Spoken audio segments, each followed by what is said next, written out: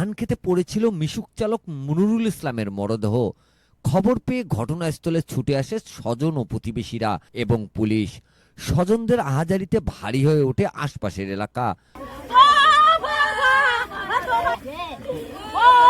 স্বজনরা জানায়, রংপুরের পীরগঞ্জ উপজেলার চত্রা ইউনিয়নের সোনাতলা গোবিন্দপাড়া গ্রামের বাসিন্দা মোয়াজ্জেম আলীর ছেলে নুরুল শনিবার সন্ধ্যায় ভাড়ায় মিশুক নিয়ে বের হন। রাত আনুমানিক ৮টার দিকে সে মিশুক মালিককে জানায় রিজার্ভ ভাড়ায় হরিণ সিংহ বাজার এলাকায় যাচ্ছেন।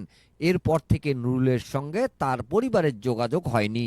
পীরগঞ্জ থানা পুলিশ জানায়, সকালে স্থানীয়রা মুক্তাগাড়ি গ্রাম থেকে ওমরপুরগামী কাঁচা রাস্তার পাশে কাটা ধানের জমিতে মরদেহ পড়ে থাকতে দেখে পুলিশে খবর। পুলিশ ঘটনাস্থল থেকে গলায় মাফলার পেঁচানো অবস্থায় মরদেহ উদ্ধার করে।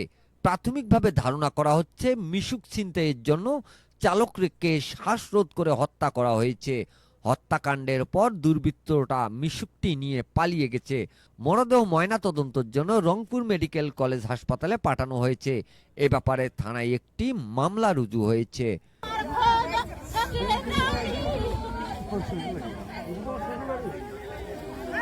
Mizanur Rahman, DRS news.